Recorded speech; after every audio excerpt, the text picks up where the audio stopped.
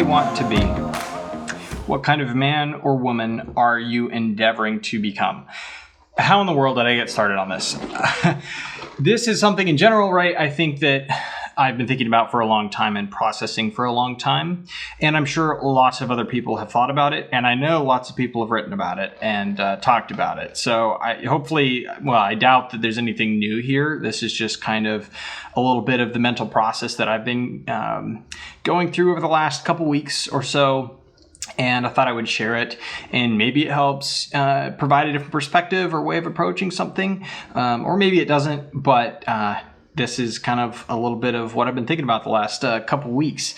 So how did it start? Well, originally it was I was watching an episode of The Last Kingdom on Netflix, which if you don't know, it's a show about a young, well, he starts out as a boy, but a young man named Uhtred, and he starts out as a Saxon, and then he becomes a Dane, and then he's torn between the two camps, and kind of the Saxon side is the Christian camp, and the Danish side is kind of the pagan camp. And I do want to throw in a caveat.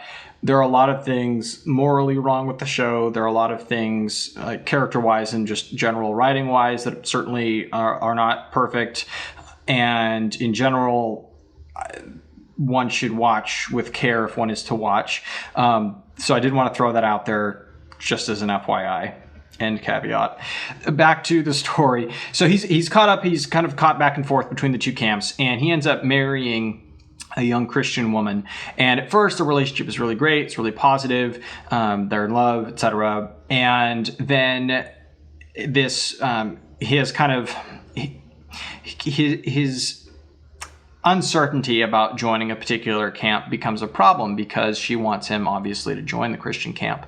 And there's a particular scene where he says, "I can never become the man that you want me to be." And her response is, "You could try." And he notes and replies, "I would despise that man." This kind of got me thinking, first off, it's important to know, and I wrote this down, it's important to know the kind of person that your significant other wants to be before you marry them. And so just as a general rule, that seems like a pretty good guideline, given this is the kind of circumstance that can arise from not knowing that. And as I thought more about it, the kind of the situation, or maybe some of the nomenclature from vernacular of the day is kind of based around this people change, right? And to some extent, and that can be a negative thing in a relationship. And to some extent, I think my response to that is, duh, people change, right? I think it must be much more important and driven to know what that changes toward, and to know essentially who that person wants to be, because that in theory is going to be what's driving that change. And so I think kind of the next step of that is asking yourself, well, okay, well, what is my answer to that, right? What kind of person am I trying to be? And to some extent or another, right, life is complicated. There are a million different factors to 1,000 different relationships, and everyone has a unique circumstance. And so I'm not trying to speak to anything specifically. I'm trying to search out and identify basic principles that I can apply to how I can and probably indeed will live my life, given the fact that I'm pursuing it. So I do want to note that. But kind of this thought process caused me to write down kind of 3 buckets of things as I was watching the episode. And the first is, you must think about and know the kind of man, because I was writing for myself, the kind of man you want to be. It is your responsibility, and it is your path to growth. You need to know where you want to go so you can walk the path leading there. And second was, there are different types of men, and you are unique, and you must choose. And then third was, what are your guiding principles? And again, I think these can be generally applied, and they were meant to be generally applied to a pursuit of life as I was writing them down. And ultimately, my thought there was, living life can be tough, right? As it often is. And it's really that identification of who you want to be that can provide a founding principle to, or a foundation to persevere, that gives you the opportunity, gives you the foundation to persevere through when times are tough, or when you're unsure what kind of decision to make, or where to turn, or what to do, or where to go. And that's where kind of having this higher principle for yourself that you're trying to achieve and trying to pursue can be really important. And so that kind of got me thinking, well, how do I go about discovering that for myself? And I think there might be a clue in what motivates us. And I don't mean the YouTube rah-rah video motivation, though that certainly has a place and I certainly rely on it sometimes.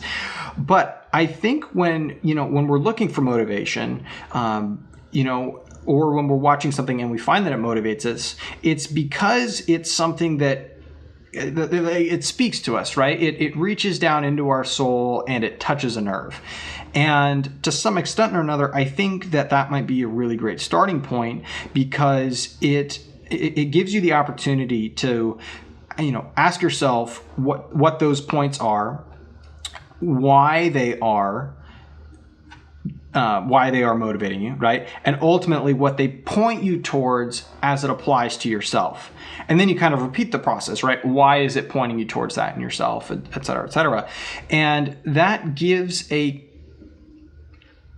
I think the reason that creates perhaps a path to pursuing and discovering who you want to be is because I think on the one hand, generally speaking, we are probably pulled towards and identify with first principles, or at least what I believe to be first principles, such as truth and goodness and righteousness and things like that. Like love indeed is certainly one of them. And I think that that's true because of where we come from. I think that we identify with those things for a reason.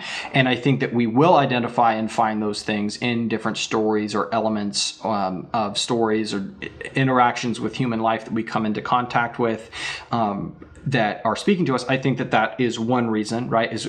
These are general things that are calling to us and speaking to us. But then secondarily, or maybe not secondarily, but just second, is that those particular moments and particular things are going to speak differently to different people, or different items or different touch points are going to speak to different people.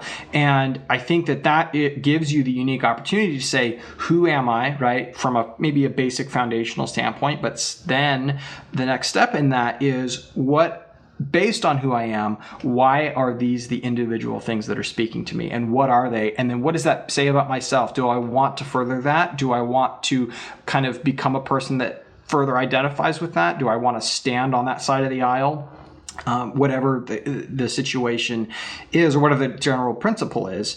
And to some extent or another, I think that seeking out stories that inspire us give us the opportunity to ask that question of ourselves, of who we want to be. So I need to ask myself, what are the stories that inspire me? And then I need to apply that knowledge to my life, which is in and of itself comprised of a million different components, right? A million different touch points. On the one hand, as I was thinking about this, right, that can be super overwhelming, right? How am I supposed to apply being the person I want to be in every single minute of every single circumstance of every single component of life, right? On the flip side, there is the fact that if you're not choosing to apply it, right, and you're not taking advantage of opportunities to apply it, then where are you ending up? At the end of the day, living life is probably somewhere in the middle, and that's okay. But a factor that I have found true in my life is if I'm taking the time to identify and write down the components to my life or the components to the person that I want to be or the person I want to become, then they are playing a role in how I think mentally and what I'm doing with my mind. And then I find it easier to apply those to the circumstances that I might be in because they're already in the back of my mind and I've been proactively seeking them out. So that's that's hopefully a way to kind of move the needle forward, so to speak, in the progression, or as part of the progression. And I think that in identifying these stories, right, we all have access to principles of goodness and truth and righteousness, and on the flip side, evil and wickedness and terrible things, right? But the question really is, if you are not seeking out the good principles that you want to apply to your life and who you want to be, then the question is, what is the alternative? Do we think we're just going to fall over backwards into excellence and into goodness, or into, being loving and kind and caring and, noble, and all of these different pieces of perhaps, what it would mean to pursue the life that you want, or to pursue the person you want to become? And I think probably the answer is no, right? You have to be proactive about it. And the reason for that is we all have different dispositions and different approaches and backgrounds to life, but none of us have the perfect disposition. And so I think it truly is an important factor to try and identify and seek out and pursue the elements that we want to incorporate into who we want to become, because at the end of the day, only you and only I can be responsible for that. And they are going to impact others, as, kind of demonstrated in, granted it's a show, but right, the principles I think still applies as identified in the circumstance where his wife is saying, why can't you become, or at least try to become this different person? And he says, I would despise that person, right? And that's setting him on a particular path. And even if he didn't have that perspective, right, Uhtred would be set on a different path altogether. And at the end of the day, you and I are on a path, and that path is going somewhere. And so the question is, how much of a role are you going to take in identifying who you are in that, and how much work are you going to put into identifying who you are in the progression of that path? So I do want to do a kind of a part 2 on this, kind of centered around, like, if we assume that there is a progression, right, and that progression is going to take place, and hey, I would love to be a person of a noble heart, a loving and kind and caring heart, wise, right? Like all these different components to who this person may or may not be. But the question then, I think, becomes, well, what is the purpose of that progression? So I want to think a little bit more about that and flesh that out in kind of a part 2. But at least for now, that's where I'm at, and we will see where we end up on the progression side of things. But at the end of the day, you and I are responsible, I think. And at the very least, if we're not thinking about it, something's happening one way or the other. And therefore, I think it's worth thinking about. Hope you're having a wonderful day, night, evening, wherever you are at. And I look forward to chatting a little bit more in the future.